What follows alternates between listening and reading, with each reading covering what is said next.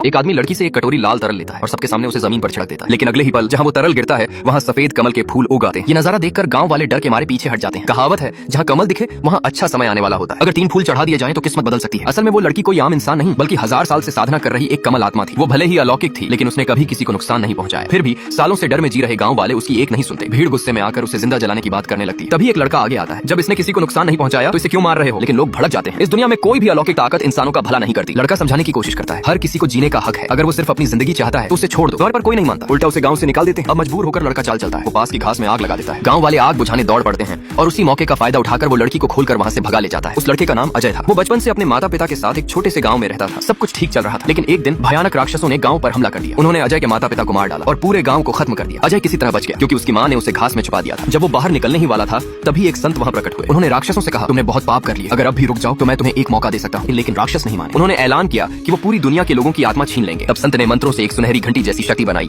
और राक्षस को उसमें कैद कर दिया। फिर अपनी ताकत से उसे पूरी तरह सील कर दिया। अगले दिन संत को सिर्फ अजय जिंदा मिला। दया करके वो उसे अपने साथ मंदिर ले गए। 20 साल बीत गए लेकिन संत ने उसे कोई लड़ाई की कला नहीं सिखाई, बस रोज पत्थर पर शास्त्र लिखने को कहा। एक दिन मंदिर में एक चमत्कार हुआ। मूर्ति की आंख से एक आंसू गिरा। संत समझ गए कि उनका समय खत्म होने वाला है। उसी रात उन्होंने अजय को बुलाया और एक खास डिब्बा दिया जिस पर पवित्र चिन्ह बना था। उन्होंने कहा, इसे तुरंत पहाड़ के उस पार एक महान गुरु तक पहुंचाना और याद रखना रास्ते में इसे कभी मत खोलना। अजय बिना देर किए उसी रात निकल पड़ा। रास्ते में जब वो एक गांव से गुजर रहा था तभी उसने वही घटना देखी जहां एक लड़की को जलाने की तैयारी हो रही थी। उसका दिल नहीं माना और उसने तुरंत उसे बचा लिया। अब लड़की उसकी जान बचाने के एहसान के बदले उसके साथ रहने की जिद करने लगती है ताकि वो हर खतरे से उसकी रक्षा कर सके।